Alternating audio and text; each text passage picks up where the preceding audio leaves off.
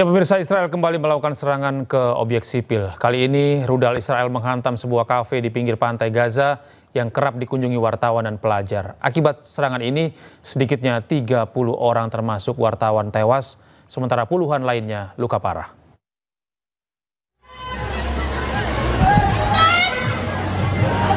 Serangan mematikan menghantam kafe Al-Baka, sebuah kafe di pinggir pantai Gaza pada Senin pagi waktu setempat. Pasca serangan, nampak asap tebal mengepul tinggi, sementara warga berlarian berupaya menyelamatkan diri. Akibat serangan ini, kafe yang sedang dipenuhi wanita, anak-anak, dan wartawan porak-poranda. Sedikitnya 30 orang meninggal dunia dan 50 orang terluka parah. Salah satu korban tewas adalah jurnalis Ismail Abu Hatab. Diketahui kafe Al-Baka kerap dikunjungi wartawan dan pelajar untuk mengakses internet dan mengisi daya ponsel. Pemirsa, Hamas dan Israel diharapkan dapat melaksanakan gencatan senjata. Hal ini disampaikan oleh Presiden Amerika Serikat Donald Trump.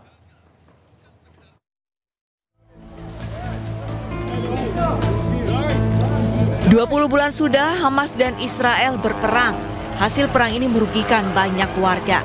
50.000 warga Palestina meninggal dunia."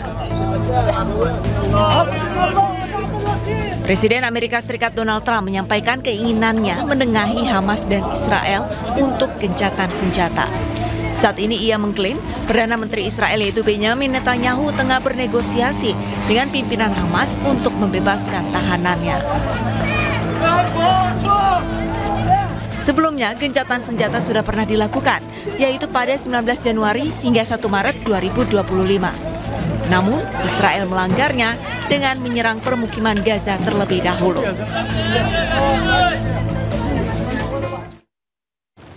Pemirsa, Dinas Keamanan Israel Shin Bet mengklaim telah membubarkan jaringan militan Hamas di wilayah tepi barat yang diduduki.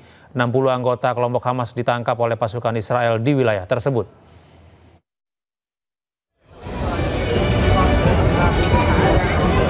Dinas Keamanan Israel Shin Bet mengklaim telah menangkap 60 anggota kelompok Hamas saat membubarkan jaringan militan Hamas di wilayah tepi barat yang diduduki.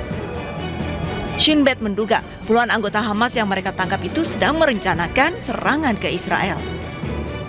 Shin Bet yang merupakan badan keamanan internal Israel juga menyebut infrastruktur Hamas yang signifikan, kompleks, dan berskala besar telah terungkap. Disebutkan juga bahwa Shin Bet telah membubarkan 10 sel militan Hamas yang beroperasi untuk melancarkan serangan dengan berbagai format dalam waktu dekat. Shin Bet menyebut dakwaan terorisme menjerat para tersangka yang telah ditangkap. Pemirsa, Lisa Blackpink kembali mencuri perhatian netizen. Kali ini bukan karena aksi panggungnya, namun melalui kegiatan amal untuk korban Gaza Palestina. Idola K-pop global ini sukses menggelar acara thrifting bertajuk Welcome to Lisa's Closet di Yongsa, Seoul, Korea Selatan pada Minggu 29 Juni lalu. Lisa menjual berbagai barang pribadi yang pernah ia pakai kepada para penggemar, mulai dari pakaian, tas, hingga aksesoris dengan harga terjangkau.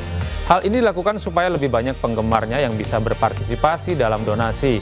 Seluruh hasil penjualan dalam acara tersebut disumbangkan pada Good Neighbors, sebuah organisasi kemanusiaan dan pembangunan internasional yang aktif di lebih dari 50 negara, termasuk Gaza di Palestina dan juga Myanmar.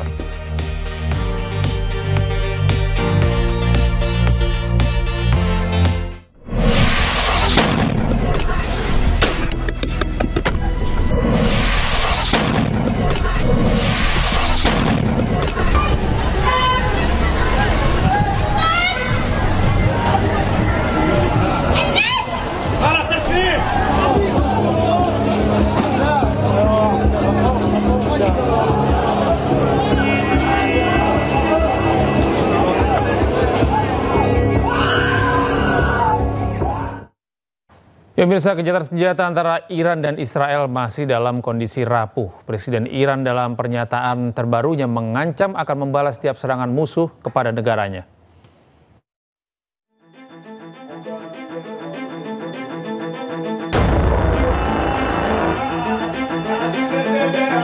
Iran menggelar prosesi pemakaman Komandan Korps Militer Garda Revolusi Islam Iran, Mayor Jenderal Mohammad Bagheri, di ibu kota Teheran, Iran.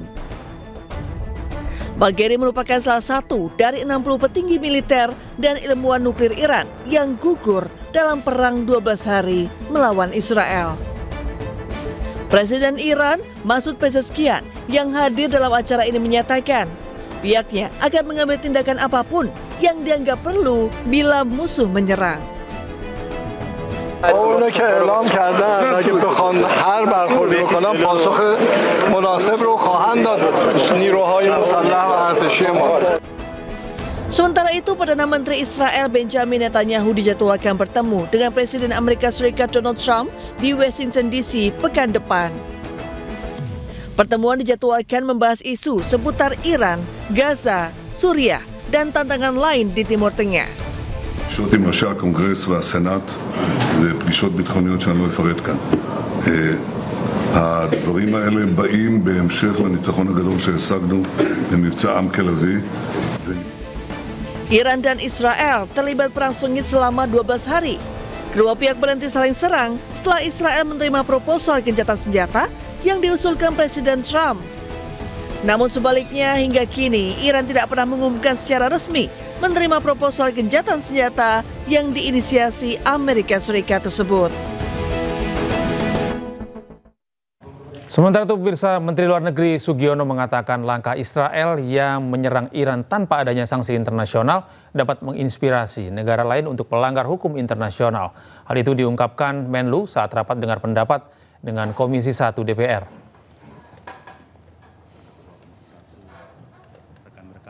Menurut Menlu, usai melakukan serangan terhadap Iran, Israel seolah-olah lolos dari jeratan hukum internasional. Ia mengungkapkan peristiwa di Timur Tengah tersebut dapat menimbulkan lunturnya kepercayaan pada tatanan hukum internasional.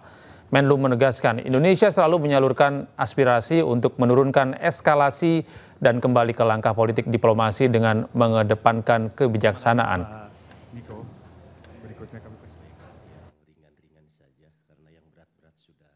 Satu contoh yang dilihat juga yang menjadi persepsi dari berbagai kalangan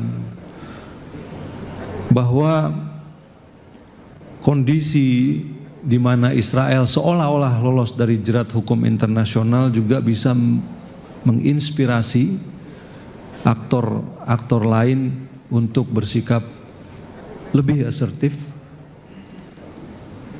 dan mungkin berani juga untuk mencoba melanggar hukum-hukum internasional dengan kedok mengamankan kepentingan nasionalnya.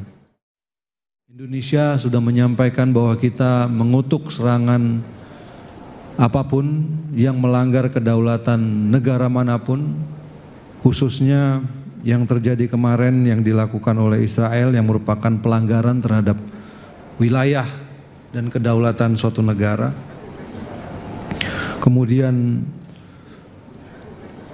kita juga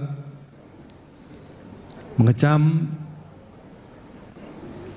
penyerangan yang dilakukan terhadap instalasi nuklir karena hukum internasional telah jelas-jelas mengatur bahwa instalasi nuklir tidak boleh dilakukan, tidak dapat dijadikan sasaran karena resiko terhadap keamanan manusia dan lingkungan hidup.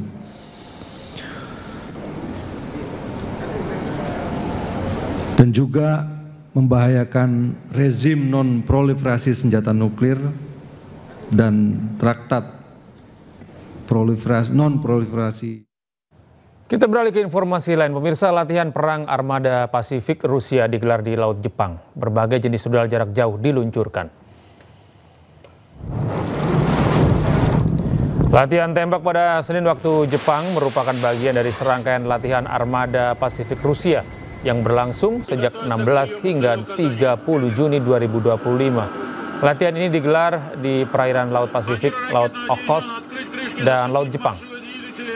Latihan tembak melibatkan hingga 40 kapal, lebih dari 30 pesawat dan helikopter, serta 5.000 spesialis dan personel dari sistem rudal armada Pasifik Rusia.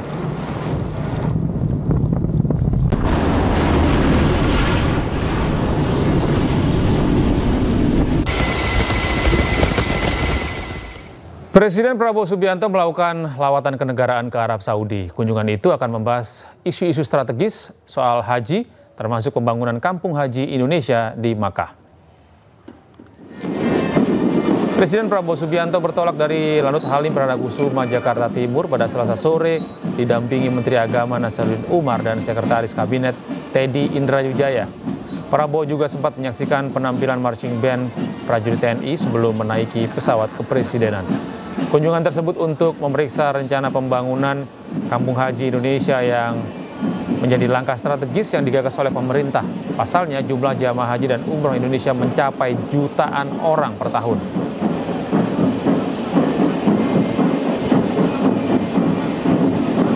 Memulai lawatan ke luar negeri, ada beberapa negara yang akan beliau kunjungi. Yang pertama ke Arab Saudi. Agendanya adalah kunjungan kenegaraan dan tentu ada beberapa agenda yang akan dibicarakan oleh kedua pemimpin negara.